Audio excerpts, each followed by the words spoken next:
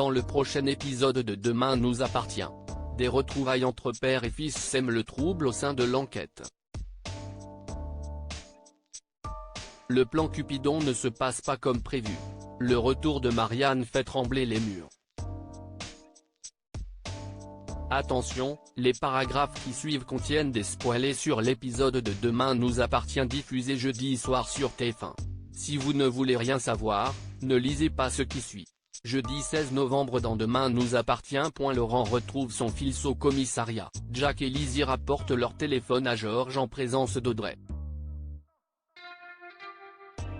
Selon le policier, il y a de fortes chances pour que l'explosion de leur portable ne soit pas due au hasard, mais qu'elle soit liée à Corentin, au vu de ses compétences en informatique. Pour en avoir le cœur net, ils vont devoir étudier leur téléphone.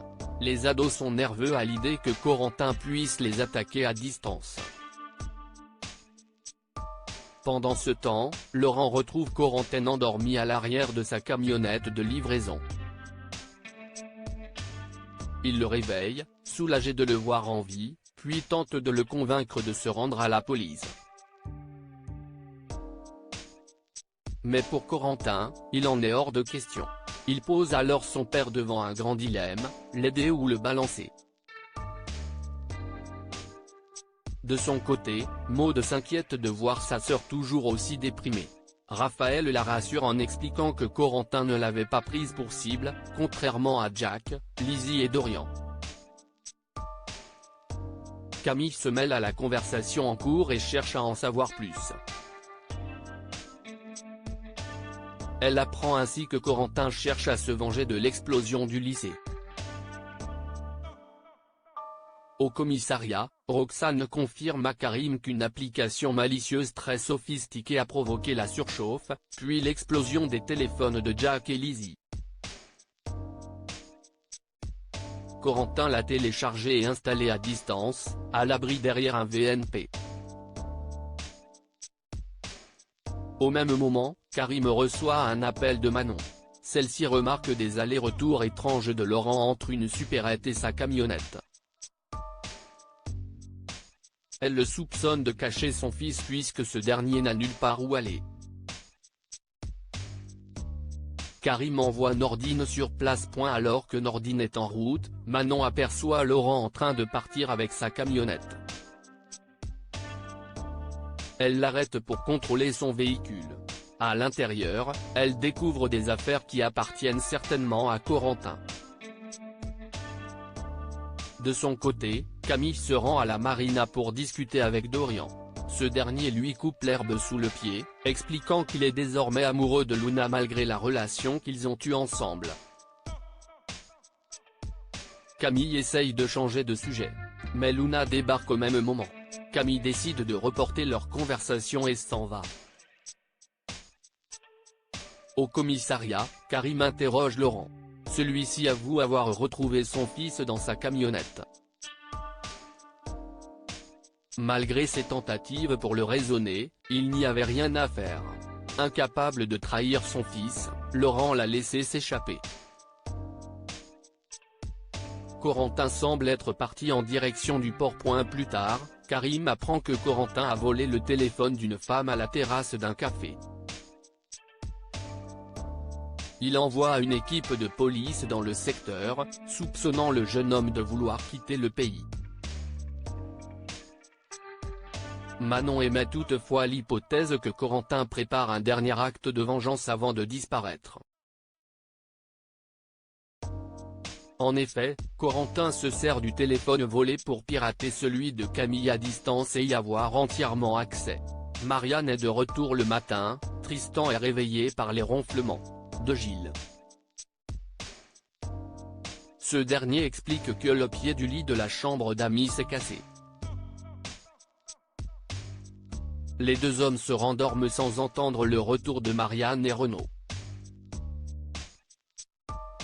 Marianne est consternée de l'état dans lequel elle retrouve son domicile. Soudain, Renaud entend des ronflements provenir de la chambre principale. Accompagné de Marianne, il y découvre Tristan et Gilles, en train de dormir à poing fermé. Si Marianne trouve cela inadmissible, Renaud s'en amuse et les laisse se reposer. Plus tard, Marianne reproche à son frère de ne pas lui avoir demandé la permission d'inviter Tristan. Gilles explique que ce dernier ne sait plus où aller, puis lui fait comprendre qu'elle devrait l'héberger encore un peu pour éviter que Tristan répète à toute la ville qu'elle l'a foutu à la rue. Tristan expose sa situation délicate à Alex. Ce dernier lui propose de l'accueillir chez lui, étant donné que la chambre de Judith est libre. Tristan accepte. Vic poursuit sa mission Cupidon. Vic raconte à Soraya sa mission Cupidon entre Mélodie et Georges. Mais elle est déçue car depuis qu'elle a passé le numéro de Mélodie à Georges, elle n'a aucune nouvelle. Pourtant, elle est certaine que leur rencontre pendant l'accident du lycée est le début d'une incroyable histoire d'amour. Plus tard, Vic appelle Mélodie pour lui annoncer qu'elle a retrouvé l'homme qu'elle recherchait. Elle lui donne son nom, puis lui envoie ses coordonnées, en précisant qu'il s'agit d'un ami. Mélodie lui en est reconnaissante. Après avoir raccroché, Mélodie croise François. Tous deux discutent de leur expérience pendant l'explosion du lycée Agnès Varda. François lui raconte que cet accident lui a sauvé la vie car on lui a détecté une tumeur cancéreuse à temps et qu'il est désormais guéri. Mélodie estime également avoir eu beaucoup de chance. Elle lui parle du policier qui lui a tenu la main quand elle était sous les gravats. Maintenant qu'elle a vraiment l'occasion de le remercier de vive voix, Mélodie craint de le déranger. François l'encourage à se lancer. Sur les conseils de François, Mélodie prend son courage à deux mains et appelle Georges. Le soir, Georges retrouve Vic au Spoon pour boire un verre. Cette dernière veut absolument savoir ce qui s'est passé avec Mélodie. Georges lui raconte qu'ils se sont tus au téléphone et que la jeune femme l'a remercié. Vic est très déçue. Elle insiste pour que Georges invite Mélodie et fasse plus ample connaissance avec elle.